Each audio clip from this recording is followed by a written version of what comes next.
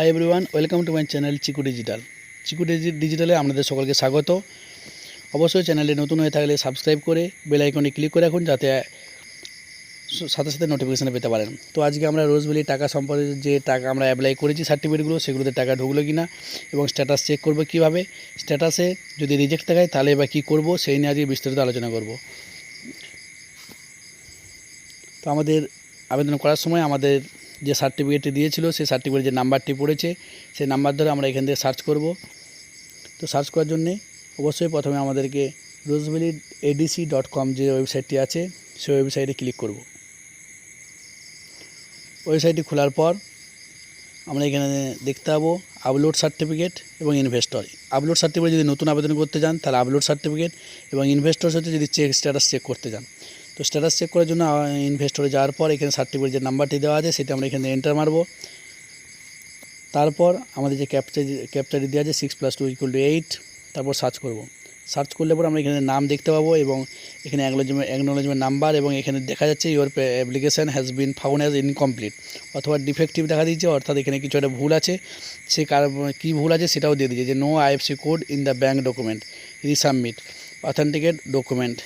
মানে এখানে আমাদেরকে আইএফসি কোড দিয়ে ব্যাঙ্কের যে ডকুমেন্টসটা আছে সেটাকে আমাদেরকে পুনরায় আপলোড করতে বলা হচ্ছে। তো এখানে click here two upload and submit এই যে অপশানটি আছে, সেই অপশানে আমরা ক্লিক করব।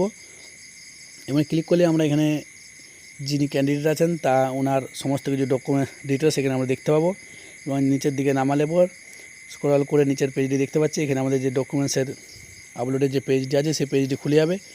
এখানে আমাদের যেহেতু আইএফসি কোড নিয়ে ডিফেক্ট করেছে, তার জন্য আমরা এখানে ব্যাংকের পাসবইটা পুনরায় আপলোড করব। তো ব্যাংকের পাসবই আপলোড করার জন্য অবশ্যই আমি দেখতে পাবো যে আমার এখানে ইনভ্যালিড ফাইল নেম দিচ্ছে, কারণ আমার যে ডকুমেন্টসটা আপলোড করছি সেটা আমার রিনেম করে নিতে হবে, এবং রিনেমের মধ্যে কোনো স্পেস থাকা চলবে না, স্পেস ছাড়া রিনেম করতে হবে।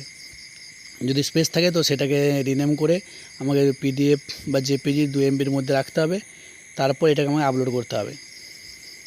তো এটাকে আমি রিনেম করে নিচ্ছি। রিনেম করে পর এটাকে আমি 2 MBর মধ্যে রেখে পুনরায় ব্যাংকের বই এবং যদি আমার ক্যান্সেল চেকবুক থাকে চেকবুক আপলোড করব। তো অনেক ক্ষেত্রে দেখা যায় নামের মিসম্যাচ থাকার জন্য, সার্টিফিকেটের সঙ্গে আধার কার্ডের নামের মিসম্যাচ থাকার জন্য রিজেক্ট করছে। তো সেক্ষেত্রে বলবো আপনারা একটা কোর্টের নোটারি এফিডেভিট দেবেন।